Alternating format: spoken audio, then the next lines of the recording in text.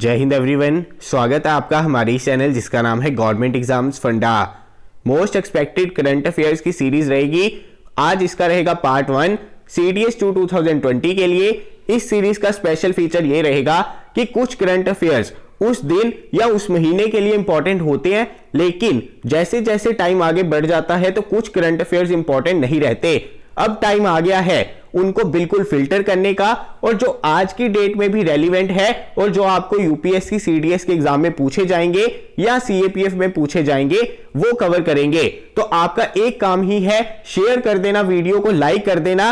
तो चलिए बिना देर के करते हैं शुरू पार्ट 1। जल्दी से हम ये सीरीज जो है अपनी कंप्लीट कर लेंगे। इसके अलावा मॉक टेस्ट चाहिए हो, नोट्स चाहिए हो, करंट अफेयर्स गाइडेंस, तो आप इस नंबर पे व्हाट्सएप कर सकते हैं। मॉक सीरीज जो चल रही है उसमें आपके जीएस के मोस्ट एक्सपेक्टेड क्वेश्चंस रहेंगे जो कि सॉल्व जरूर करने चाहिए आपको। तो शुरू करते हैं पार्ट 1। तो चलिए सबसे पहले देखते हैं, राष्ट्रीय केमिकल्स एंड फर्टिलाइजर लिमिटेड जो है काफी न्यूज में रहा। इसके ऊपर क्वेश्चन पूछे जाने के चांसेस हैं। आपको पता होना चाहिए कि राष्ट्रीय केमिकल्स एंड फर्टिलाइजर लिमिटेड के हेडक्वार्टर कहां पर है? मुंबई में। सीधा सीधा क्वेश्चन स्टैटिक में पूछा जाएगा, है करंट अफेयर से रिलेटेड, मैंने आज ही पिकअप किया है। आगे देखते हैं, प्रधानमंत्री गरीब कल्याण अन्न योजना। अब देखिए ये गरीब कल्याण अन्न योजना शुरू की गई किस वजह से? आपको पता है कि जो हमारे गरीब लोग हैं उन्हें बेसिक नीड खाने की पूरी हो सके, इस वजह से प्रधानमंत्री गरीब कल्याण अन्न योजना शुरू की गई। इसमें 3 चीजों का पता होना चाहिए। कौन कौन सी? एक तो कि इस प्रोग्राम को ऑपरेट कौन कर रहा है। देखिए वो कौन है? Department of food and public distribution. Ministry कौन सी है? Ministry of consumer affairs, food and public distribution. बहुत ज्यादा इंपॉर्टेंट क्वेश्चन है, डायरेक्टली बन सकता है, स्कीम्स पर क्वेश्चन आते ही रहते हैं। इसके अलावा आपको यह पता होना चाहिए कि अन्न में कौन कौन सी चीजें हैं। राइस है, व्हीट है, दालें हैं, पता होना चाहिए, बहुत ज्यादा इंपॉर्टेंट। तो चलिए चलते हैं आगे। इसके अलावा जो है कोविड के दौरान इंदौर ने येलो डस्टबिन जो है यूज करने शुरू किए थे।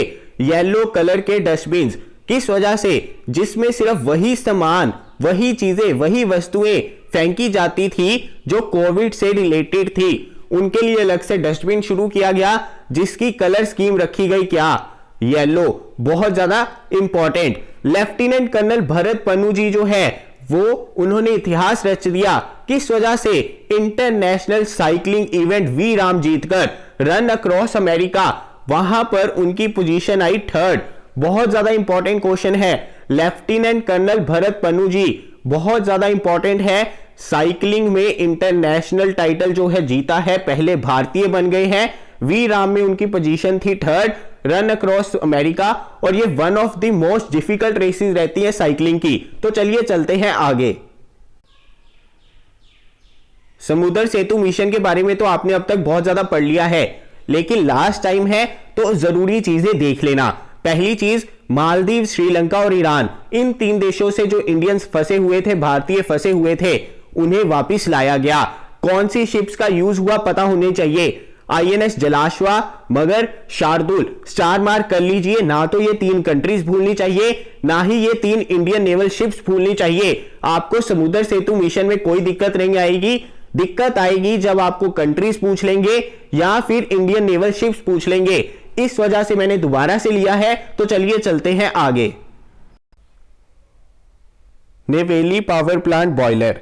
अब ये जो नेवेली पावर प्लांट है ये कहां पर है? ये है तमिलनाडु में। यहां पर बॉयलर में एक्सप्लोजन होने की वजह से काफी लोगों की जिंदगी चली गई।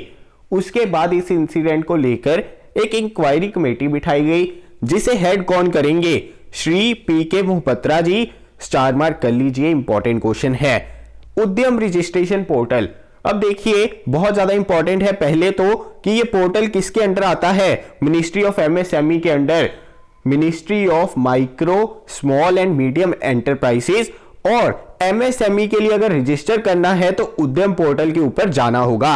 अब क्वेश्चन क्या बनता है? एक और क्वेश्चन जो मैंने आपको पहले भी बताया था, रिसेंटली माइक्रो स्मॉल और मीडियम एंटरप्राइजेस की डिस्ट्रीब्यूशन और क्लासिफिकेशन की जो कंडीशंस है वो चेंज हुई थी। आपने मुझे बताना है कि कौन से ऐसे सर्कमस्टांसेस और कंडीशंस होती हैं कि किसी इंडस्ट्री को माइक्रो में रखा जाता है, स्मॉल में रखा जाता है या मीडियम में रखा जाता है। बहुत ज्यादा इंपॉर्टेंट क्वेश्चन है, डायरेक्टली पूछा जा सकता है, होमवर्क है, मैंने पहले करवाया हुआ है, नीचे कमेंट बॉक्स में बताना है। तो चलिए चलते हैं आगे।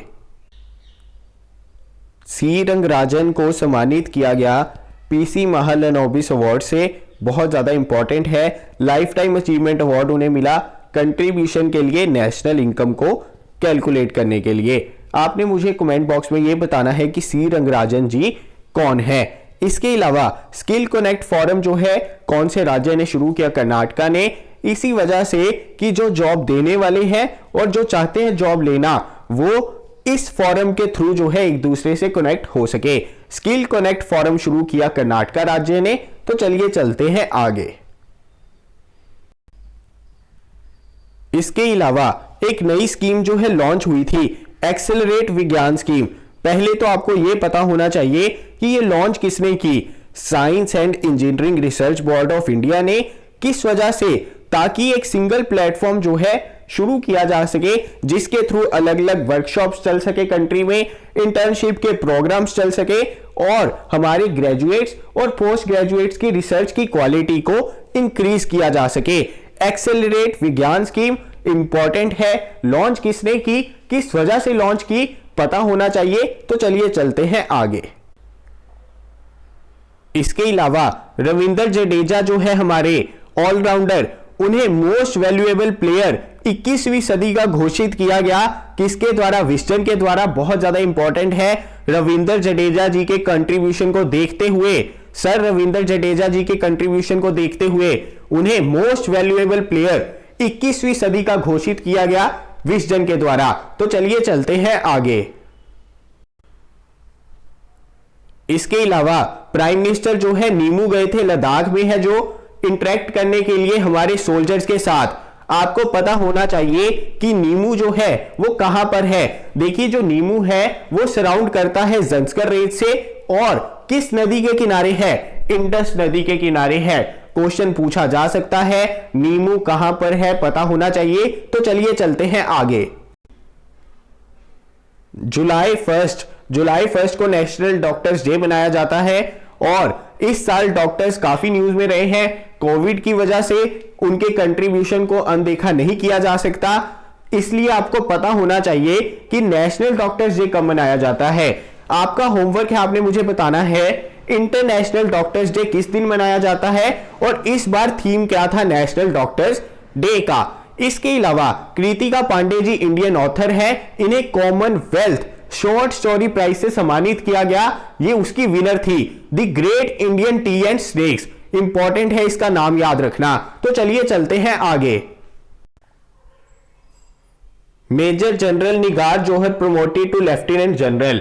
देखिए पाकिस्तान आर्मी में पहली बार ऐसा हुआ है कि किसी फीमेल ऑफिसर को लेफ्टिनेंट जनरल के रैंक पर प्रमोट किया गया है। इनका नाम जरूर याद रखना, डायरेक्टली पूछा जा सकता है। आगे देखिए इंद्रमणि पांडे जी, इंपॉर्टेंट क्वेश्चन है, इसे भी स्टार मार्क कर लीजिए क्योंकि जो हमारे इंद्रमणि पांडे जी हैं इन्हें अपॉइंट किया गया है इंडिया का परमानेंट रिप्रेजेंटेटिव यूनाइटेड नेशंस के लिए। ये इंपॉर्टेंट है क्योंकि इस तरह के अपॉइंटमेंट के क्वेश्चन आपको डायरेक्टली पूछे जा सकते हैं और निगर जौहर वाला क्वेश्चन भी डायरेक्टली पूछा जाएगा। तो चलिए चलते हैं आगे। पासिंग एक्सरसाइज, इसमें बहुत सारे बच्चों को कंफ्यूजन है। देखिए एक पासिंग एक्सरसाइज हुई थी जापान के साथ मलक्का स्ट्रेट में, स्ट्रेट ऑफ मलक्का। एक पासिंग एक्सरसाइज हुई है हमारी यूएसए के साथ। किस वजह से, कहां पर? ये हुई थी हमारी अंडमान एंड निकोबार आइलैंड में। अगर एग्जाम में क्वेश्चन आएगा तो ये क्वेश्चन आएगा कि अंडमान एंड निकोबार आइलैंड में किस कंट्री के साथ पासिंग एक्सरसाइज हुई, उसका आंसर होगा यूएसए। अगर लोकेशन कहे स्ट्रेट ऑफ मलक्का तो उसका आंसर होगा जापान। इंपॉर्टेंट है, याद रखना, उधर कंफ्यूज मत करना। इसके अलावा ई किसान धन ऐप लॉन्च की एचडीएफसी बैंक ने। प्रिया ठकराल जी को डायना अवार्ड से सम्मानित किया गया और डायना अवार्ड किस कैटेगरी में दिया जाता है? ह्यूमैनिटेरियन वर्क के लिए दिया जाता है। दूसरी चीज, प्रिया ठकराल का कंट्रीब्यूशन था रैग पिकिंग के रिलेटेड, इस वजह से उन्हें डायना अवार्ड से सम्मानित किया गया। तो चलिए चलते हैं आगे।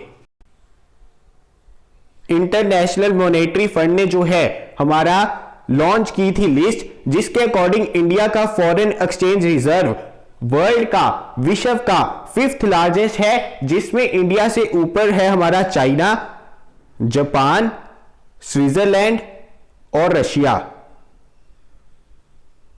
तो ये कंट्रीज का नाम भी याद रखना है जो इंडिया से ऊपर है फॉरेन एक्सचेंज रिजर्व में। इंडिया का रैंक कितना है?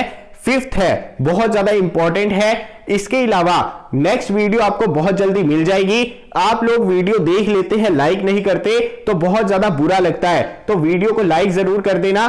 कोशिश करना कम से कम 1000 लाइक इस वीडियो पर होने चाहिए। तो चलिए जल्दी मिलूंगा अपनी अगली वीडियो के साथ। जय हिंद।